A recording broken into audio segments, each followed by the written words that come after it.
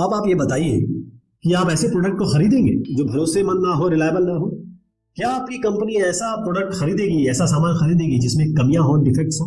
मुझे लगता है शायद नहीं। अब ये रिसर्च में, इतनी एजुकेशन में ये आ गया है कि भाई प्रोडक्ट जो का एक जिंदगी का चक्र होता है, जीवन चक्र होता है, और ये मोस्टली जो इसके पहले यूज होते हैं ज्यादातर उसी दरमियान ये नाकाम होते हैं, फेलियर हो जाते हैं। उसके बाद ये धीरे धीरे आगे स्टेबलाइज हो जाता है, स्थिर हो जाता है बहुत ज्यादा समय तक के, और फिर से दोबारा प्रॉब्लम्स आती है, दोबारा उभरती है, रिवर्ज होती है आप जब इस प्रोडक्ट का यूज कर लेंगे। इसी को हम कहते हैं bath tub effect, bath tub curve, क्योंकि इसका शेप देखिए एक पैराबोला की तरह है।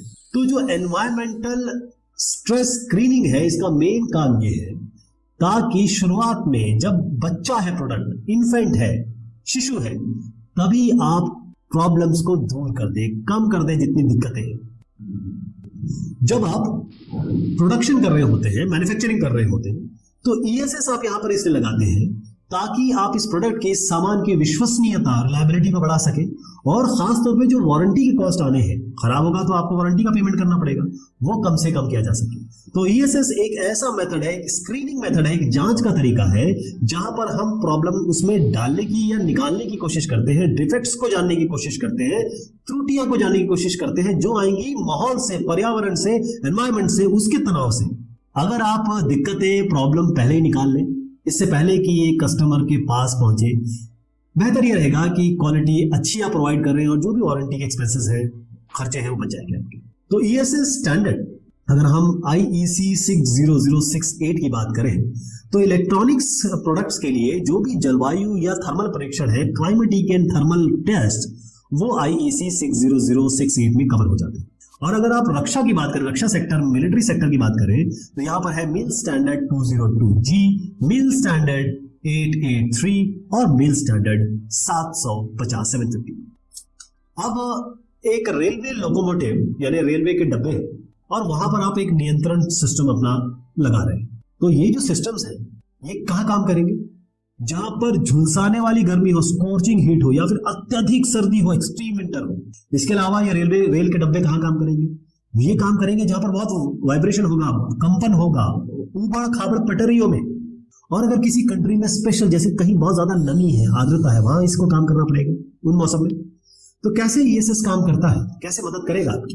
देखिए, टेम्परेचर टेस्टिंग आप करेंगे इसमें, यानी कि जो भी आपको प्रोडक्ट है या सिस्टम है, उसको इतनी तेजी से आप गर्म करेंगे और ठंडा करेंगे ताकि जो एक्सट्रीम, अत्यधिक, बिल्कुल ऐसी जलवायु जहां पर आप सोच भी नहीं सकते, वहां पर ये सर्वाइव करें।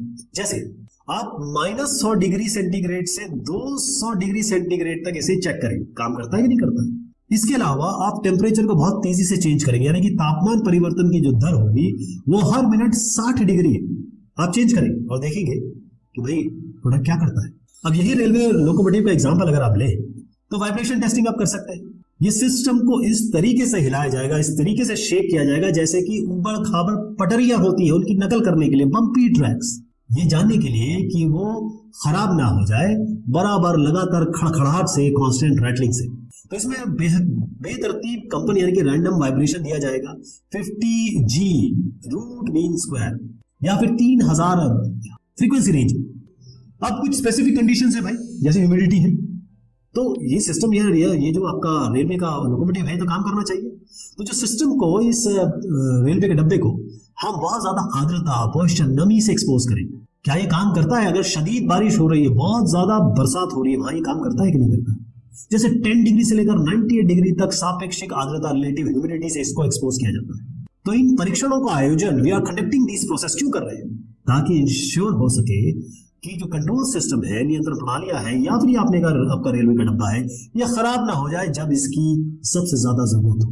ईएसएस का उपयोग होता है रक्षा उपकरण में, स्पेस मिशन, डिफेंस इक्विपमेंट यानी कि अंतरिक्ष मिशन में, और यहां तक कि ऑटोमेटिव इंडस्ट्री, मोटर वाहन उद्योग में।